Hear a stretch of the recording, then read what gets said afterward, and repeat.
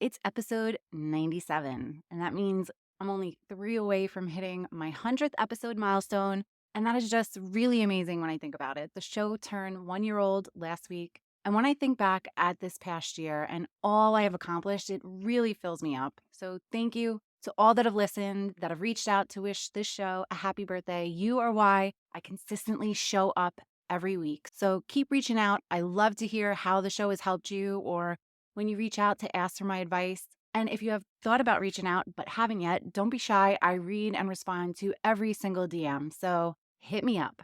This week, we are focusing on budgeting. I brought on the Budget Besties to talk about how we could spend money on ourselves without feeling guilty because as moms, we always think of ourselves last. And it's kind of funny, but so typical when it comes to moms. Somehow the conversation took a turn and we got to talking about our kids and how to get them involved in the budgeting process and building their awareness on money, which has been a really big, frustrating pain point for me this past year. Trying to get our kids, especially my girls, to understand the value of a dollar and how wasteful all those trips to Starbucks are, and especially with college around the corner, really helping them get better control on their spending and my spending on them so they are better equipped to budget when they're off on their own, which I really don't want to think about, but it's coming, so I really want them to be prepared.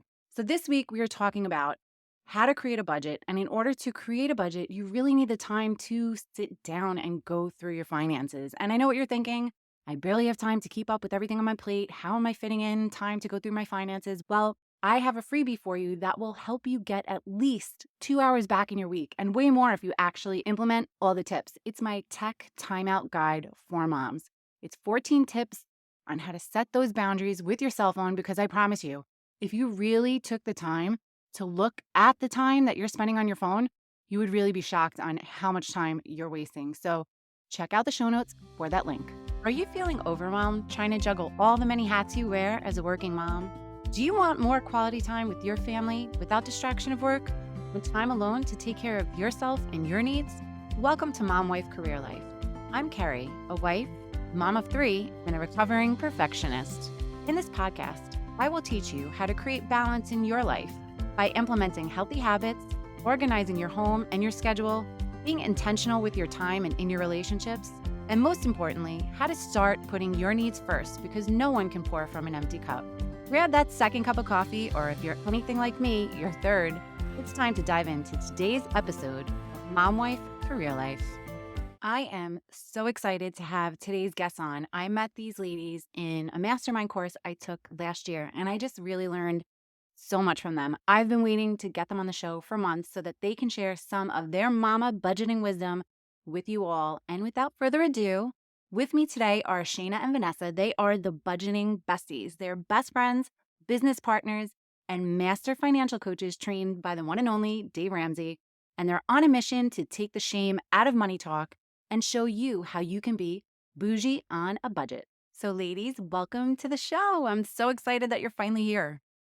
Thanks for having us. We're so excited. Yes, we're happy to be here. We've always loved your podcast name. You better never change it. No. It's the coolest thing ever. So clever. So we're happy to be here. Welcome, welcome. We have a lot to cover today, so let's jump right in. What inspired you to become financial coaches for women? That's a great question. So Shane and I met 11 years ago when our boys were 4. They were at a class at the YMCA. And while they were in class, her and I were taking a workout class together. And we were sitting there and I said, I just went to a church last week. And she said, oh, I just moved here. I need a church. And I said, hey, you should come with me. So that is how our friendship blossomed. Yeah. Well, reflecting now, this is like 11 years ago, we started going to that church. Mhm. And I think 2 weeks later, we were leading a community group together. And that's just like how committed we were from the beginning, right? We're All just in all the time. all the time. No boundaries, no nothing. So yeah, so the boys were 4. Now they're 15. So we have jumped forward quite a bit. But along our journey of taking our kids to the beach and the pool at the YMCA and leading community groups and such, I picked up Total Money Makeover. I can only imagine at a garage sale, which is Dave Ramsey's best-selling book about everything, right? And I read it and I was like, wow, this is amazing. I gave it to my husband and he read it and so we already do this. And I said, think we do, but okay, I guess we're all done. I'll give it to Vanessa. Vanessa, you should read this. And, to this day, I send her like 5 podcasts a week. She's like, Shana, stop it. Sorry. But No, I love it's it. great because I curate. like, Yeah. which ones I have decision anxiety. So I'm like, which ones should I listen to? And then she's like, here. And I'm like, okay, great. I don't have to make the decision. I'm like curating your input stuff. So I took the book I don't like to read. I was that kid in school that struggled with reading. So it was really hard for me, but I read the book in a week and I absolutely loved it. It changed my life. We went to Portugal with the kids for 3 months. I did. And my husband came out and visited. And while I was there, I really like figured out who I was, what was important to us, my goals, my values. Well, I want to jump in because sometimes she forgets this part. Her grandparents are dual citizens. Well, all of them are really. So they live 6 months in Portugal, 6 months here with us. And so she went to stay with them and live the Portugal island life, It basically. was really nice. Yeah, my grandmother made a good point. She said, listen, before they start school, you're never going to be able to do this again. She said, just bring the kids for 3 months and just stay all summer. And I thought, can I do that? And my husband, Am I allowed? yeah. And my husband said, go. And so I quit my job literally and I took the kids and we went. And it was amazing. He came out, like I said, like halfway in between. So it didn't seem like we were gone for so long. But it just made me realize what was truly important. Like for over there, they love family. They're all about time, quality time together. And like you work just to live over there. And here they say, you silly Americans, all you do is live to work. And so we came back. I sold the big house. We sold all of our stuff. We got rid of the expensive car, paid off all of our debt, and I bought a smaller house. And we paid it off in 3 years. So at 31, I was mortgage free and debt free. And during that time, I was kind of a dark place with my job. I didn't really love it as much. And I really prayed to God about what the next steps were. She had moved away like during a year of that time because they were military. And I really was praying to God, asking him, what am I supposed to be doing? What is the point of all this? He told me you're going to pay your mortgage off and be debt free when you start your business. But he didn't allude to like what kind of business or what I was going to be doing. And so literally that week, Shana texted me. I remember walking around my house with my hands open. And Shana said, I'm moving back home. You need to get your financial coaching certification and we're going to do this together. And I was like, what's a financial coach? I literally just got goosebumps. That's such an amazing story. So I actually read that book and went through the whole Dave Ramsey thing. We did everything except for the paper envelopes. We tried, but going to the bank was just too much. So we tried to do it just on an Excel document. We actually started all of our like savings accounts, the kids' savings. We did our whole will, everything based on that book. So it really set the foundation to where we are now. Highly recommend that book. We'll link it in the show notes as well. So, budgeting can feel really overwhelming, especially for busy working moms. What are some simple steps we can take to get started on budgeting, even with our crazy schedules? Yeah, well, put it in the schedule. That's the first thing. So, it's one of the most important things that you could do is get your money situated. And our coach right now, he says, do something today that's going to save you time tomorrow. So we understand you're busy. We understand you have a million other things that you would rather do. But what we would say is if you can invest the time right now to get your budget set up, and that's what our system teaches is we're going to set it and then you're not going to have to spend all that time over and over again, right? It's going to be automated and systemized. But you got to make the time to make it worth it and it's going to pay dividends moving forward. So that's the first thing, girl. Put it in your calendar. Don't be afraid. Our whole vibe, hopefully, is taking the shame out of this. Let's make it lighthearted. Let's make it fun. Let's make it simple. And we can do all of that. And then hopefully you won't be afraid to start. I think a big part of it is it's just overwhelming to think of starting and taking that first big step. But it's something that if we want to get serious with our money, that we need to do. But as moms, we tend to really put ourselves and our needs last. And I know it's something I definitely struggle with. I struggle with the guilt, especially when it comes to spending money on myself. How can we overcome this guilt and prioritize our self care while still trying to stick to that budget? Yeah. So one of the things that we teach is to separate your bills from your spending, right? So we teach having a separate checking account specifically to pay all your bills and pay all your debt payments. And then you open another checking account for your spending. And we tell all of our clients, you need to have an amount of money that you can spend on, like blow on at Target or Starbucks or whatever that is for you.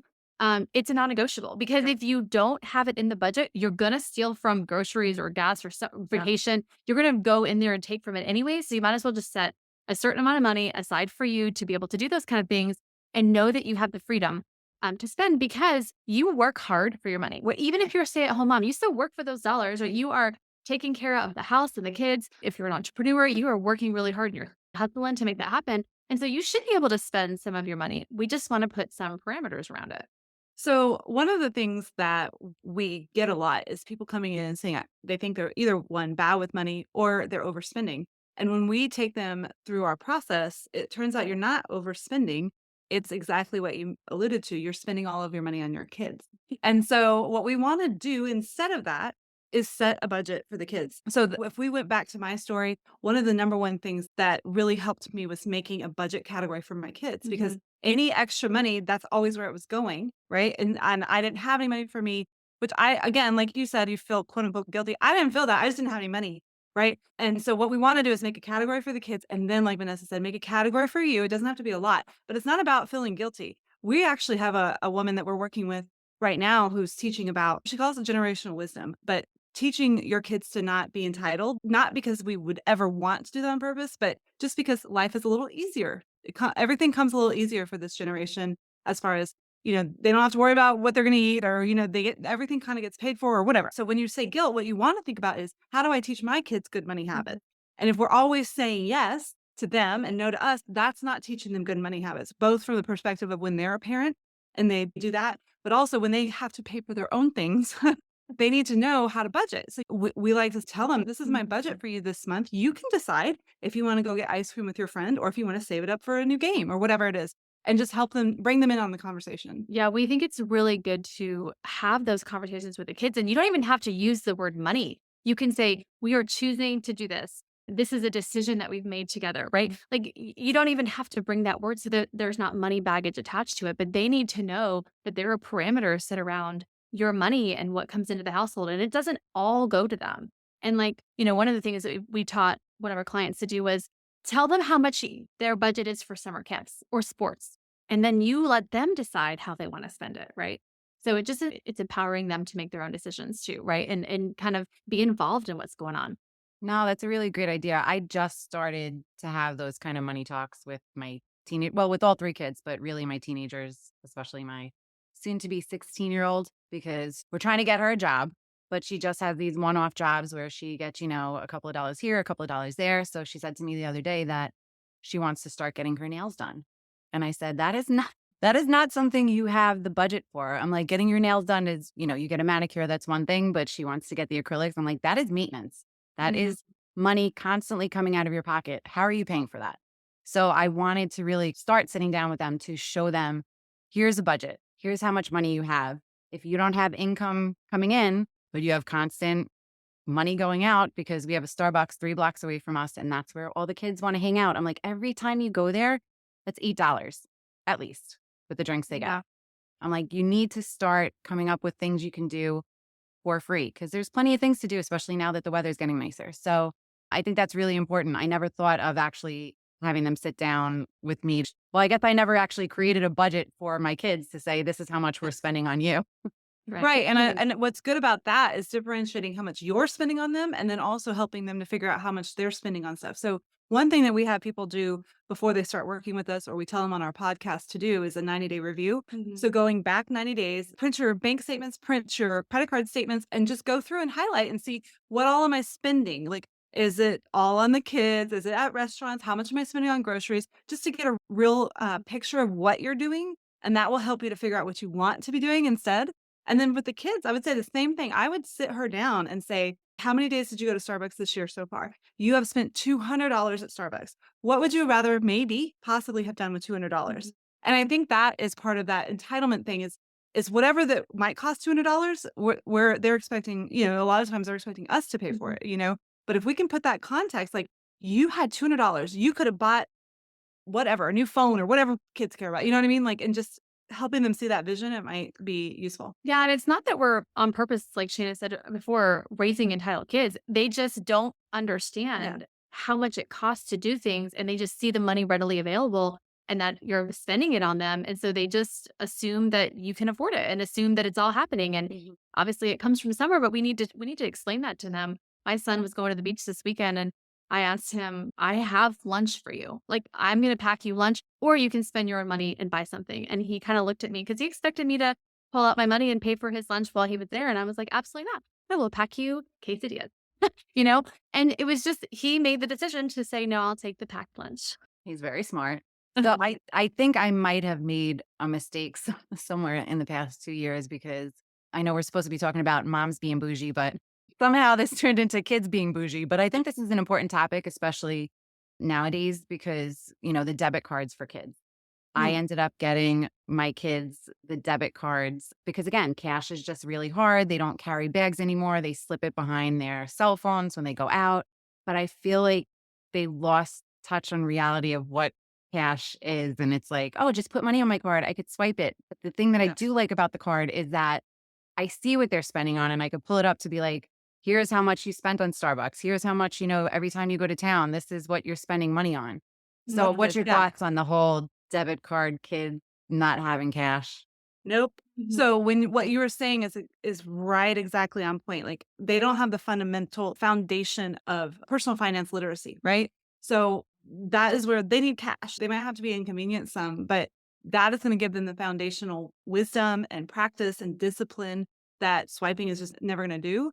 They might move to debit cards later, but I think it's really important for them to do cash probably originally. Yeah. Yeah, and there are a lot of studies that say when there's an exchange for cash for an item, there's actually neurons and things that fire. You are losing something Yeah. when you are exchanging your cash and paying for something and getting that in return, and you get whatever pennies back or whatever from your change of that. Your body is sensing that there is an emotional feeling that happens, and I believe our kids need to know what that is. We've had a lot of clients, even adults, that I had a client that I worked with and they fought me on using cash, which is fine. We don't use it or recommend it for everyone. But she said no. And I was like, okay, well, you'll go digital. And finally, she said, this isn't working. We need to use cash. And 2 months later, she said, I absolutely love this. This is amazing. And it just worked for them because there was that emotional attachment. Especially with your daughter who's doing the jobs. So obviously the odd jobs, I should say, they got the satisfaction of earning money. Then that transfer, like it's real. When I give it, I have to give it back, right? So definitely think teaching them to do that, especially as moms, we want to keep everybody grounded as much as we can, and cash can help, especially in the beginning. I just think it brings them to reality. As it grounds you, brings you all back to reality of the tangible asset that cash is. I feel like I need to go to the bank and take out Not- cash. This is a great place to take a pause. Hopefully, you are encouraged to break out those credit card bills and your bank statements, get a better understanding of where your money is going, and to start getting your kids involved in your budgeting so that you are setting them up with the financial foundation they need to be smart spenders and, more importantly, smart savers. The Budgeting Besties also gave 2 awesome freebies for my listeners, their budgeting template and their free guide called 49 Smart Money Moves. They're actionable steps to start budgeting, save money, get out of debt, and systemize your finances. So please do yourself and your future self a favor and download both today. And make sure you come back tomorrow for part 2 of our conversation with the Budgeting Besties, Shana and Vanessa. Sending you so much love and light until next time on Mom Wife Career Life with Kerri Pat. Before you go, if you found this podcast helpful, I would be so grateful if you would take a minute, go on over to iTunes and leave me a review. If you have other stressed out mamas in your life that you feel this podcast could help, take a screenshot of this episode, post it in your Instagram stories and tag me and let them know that they are not alone and they can create balance in their life too. If there's a topic you'd like me to cover or you just want to connect, DM me on Instagram at mom.wife.career.life or come on over and hang out with us in our Facebook community. Sending you so much love and light until next time on Mom Wife Career Life with Kerri Pat.